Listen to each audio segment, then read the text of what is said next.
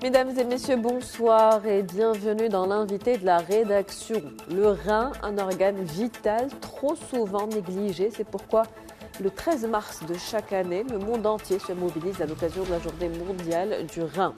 Au Maroc, ils sont près de 2 millions à avoir contracté cette maladie. Et si la clé de la santé rénale résidait dans un simple dépistage, comment détecter les maladies rénales à temps? Quels sont les facteurs de risque et quelles actions sont menées pour protéger la santé rénale de tous? Réponse dans cet entretien avec Amel Bourqiya. Vous êtes professeure néphrologue, experte en éthique médicale et présidente de l'association du rein. C'est un plaisir de vous avoir ce soir avec nous. Merci, bonsoir et vraiment merci de s'intéresser à la maladie rénale, le grand fléau du XXIe siècle. Un grand fléau, effectivement. J'ai envie de vous demander tout d'abord, comment reconnaît-on cette maladie? Quels sont les symptômes? Mais il se trouve que c'est une maladie qui est très souvent silencieuse et même à un stade qui est plus ou moins avancé, on peut ne pas du tout la détecter sans se faire dépister, si on ne se dépiste pas. Absolument, on dit que la maladie rénale ne se révèle qu'une fois que les stades sont avancés. C'est-à-dire c'est pour cette raison qu'on doit donner de l'importance à n'importe quel petit symptôme. Par exemple, des urines qui changent de couleur, les gens donnent des interprétations qui ne sont pas véritables, c'est-à-dire qu'il faut aller absolument, si on a le moindre petit changement, on va consulter. Après, s'il n'y a rien, c'est tant mieux. S'il y a quelque chose, on la trouve très tôt. Il y a aussi les œdèmes. Les œdèmes, surtout au niveau des paupières, les gens disent « ouais, j'ai pas bien dormi, c'est de l'allergie, etc. » Même chez les enfants, les œdèmes au niveau des chevilles, stations, assises et tout. Non, les œdèmes, l'hypertension artérielle, les troubles, n'importe quel changement dans l'aspect ou la quantité des urines, de la fièvre et tout.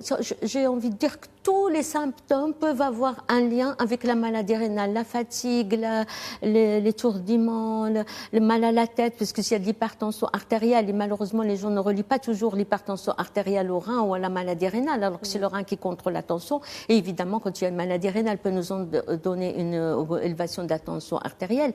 Et tout ceci doit nous alerter. Le problème de la maladie rénale, non seulement elle est silencieuse, il n'y a pas beaucoup de symptômes cliniques qui dérangent les gens.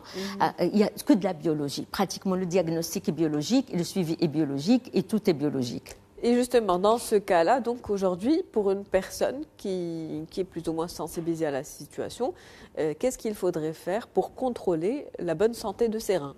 Ah oui, d'abord, il faut se poser la question. D'ailleurs, c'est le slogan. Est-ce que vos reins sont en bon état? Pourquoi on se pose cette question? Justement parce qu'on a dit qu'il n'y a pas de symptômes, il faut qu'on aille chercher comment se portent les reins. Si on ne demande pas d'après eux, quand ils vont nous alerter, ça va être trop tard. Donc, on doit faire un dépistage régulier. Déjà, dans la population générale qui n'a pas de problème. Les problèmes, au moins des périodes dans la vie. Par exemple, l'enfant avant 5 ans, avant l'entrée à l'université, à partir de 30 ans, au moins tous les 10 ans. Et ça, c'est vraiment faire un dépistage qui est simple et qui n'est pas coûteux. Vous savez, le dépistage, c'est un dosage de la créatinine pour voir s'il n'y a pas un dysfonctionnement de la fonction rénale et de recherche de protéines. La bandelette ne coûte rien du tout, nous donne qu'est-ce qu'il y a dans les urines, le sang, protéines, est-ce qu'il y a une infection, etc. et la mesure de la tension artérielle. À ceci, on associe une échographie anodine, simple, et qui déjà peuvent nous donner s'il y a un risque. Et actuellement, ce qui est très important, déjà le problème de la maladie rénale, il est mondial et tout le monde est dépassé par l'augmentation de fréquence de cette pathologie. On considère qu'il y a 1 personne sur 10 dans le monde qui a cette maladie et le comble, c'est qu'ils ne le savent pas. Par exemple, ce n'est pas comme les autres maladies. On commence à trouver des marqueurs beaucoup plus performants. C'est-à-dire qu'on peut dépister l'atteinte de la rénale avant même qu'on ait les marqueurs dont on a parlé, protéinurie, créatinurie. Et ce qui va beaucoup changer parce qu'on commence un traitement tôt et prévenir la maladie rénale. Donc, 3 types de tests qu'il faut effectuer. Simple, absolument. Tous les 10 ans. Par exemple. Pour les autres, ça, c'est pour, comme vous l'avez si bien dit, c'est les gens qui n'ont aucun problème. Si on a même des antécédents dans la famille, il faut se considérer à risque. À ce moment-là, c'est des facteurs de prédisposition. Parce que la problématique, on peut avoir une maladie génétique, une malformation héréditaire, qui peut ne pas se manifester à l'enfance, se manifester à un âge plus avancé. Par exemple, un syndrome jonction opéré chez une femme déjà après un accouchement, etc. Et ces facteurs de risque sont aussi toutes les maladies. Et c'est la particularité du rein.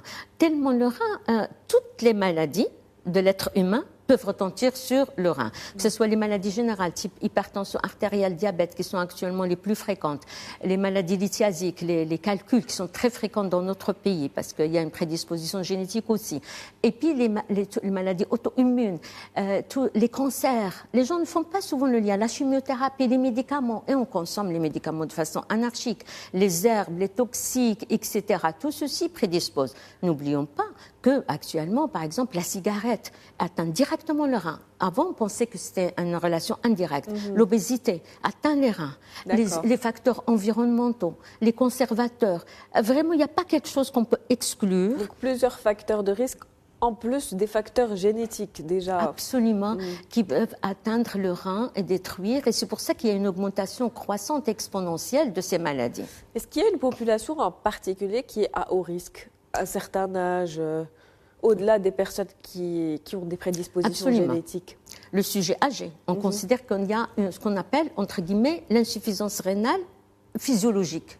C'est-à-dire le sujet âgé, quand les organes vieillissent aussi, et on a un sujet, c'est-à-dire la fonction rénale n'est plus la même.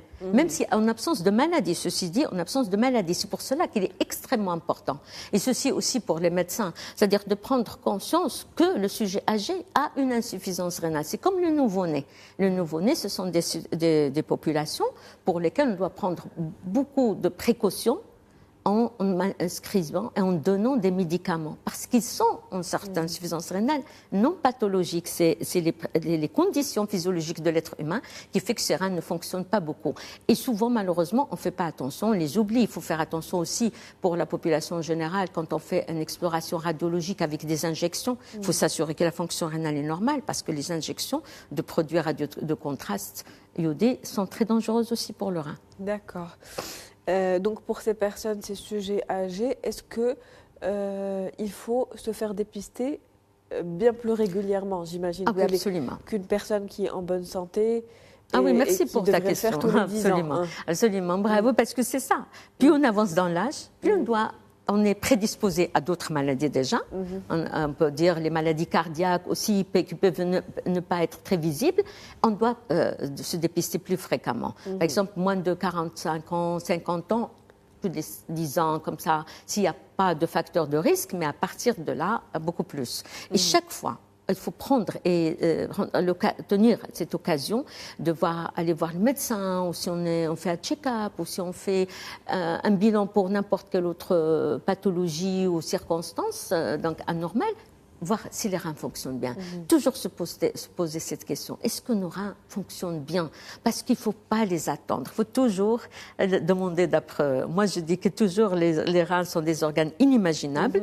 On ne connaît pas encore leur fonction parce que c'est des organes tout petits, tout petits, bien cachés et qui ont des fonctions très complexes en dehors de l'élimination des déchets, de l'eau, l'équilibre de l'organisme. Sont un organe sécrétoire d'hormones. Donc, il y a l'hormone l'érythropoïétine, il y a l'hormone de la vitamine D active finale, etc.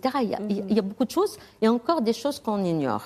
D'accord. La santé rénale, donc, aujourd'hui, vous l'avez très bien expliqué, a un impact sur les autres organes du cœur.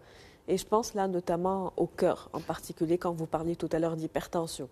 Absolument. Quand il y a une altération de la fonction rénale, toutes les fonctions de l'organisme sont altérées. On peut avoir un problème cérébral, on peut avoir un problème d'hypertension artérielle, des conséquences sur le problème cardiaque. On connaît trop bien le syndrome foie-rein aussi qui peut être atteint avec la maladie rénale. On peut avoir des problèmes ostéo-articulaires, des problèmes vasculaires, des problèmes neurologiques, des problèmes cérébraux. Parce que, comme je le disais, le rein a des fonctions, c'est l'équilibre de l'organisme. Donc, dès qu'il y a une déstabilisation, tout le reste commence à s'éteindre et de façon différente selon le stade de la maladie. Comment cette maladie chronique, celle du rein, affecte le quotidien des personnes qui sont atteintes? Énorme, surtout au stade avancé, surtout les enfants. Moi, je ne veux même plus en parler parce que l'enfant, et quand on a une maladie rénale assez avancée, même avant la dialyse, vous avez comme un obstacle dans votre vie qui vous bloque.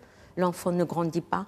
L'enfant s'absente de l'école, ne peut pas être vraiment bien scolarisé. Les jeunes ne peuvent pas avoir une promotion au niveau fonction, au niveau responsabilité sociétale, même dans la responsabilité familiale des femmes, la problématique de la procréation chez la femme. Il y a beaucoup de problèmes. Quand on est dialysé, alors là, c'est vraiment la dialyse prend tout le temps.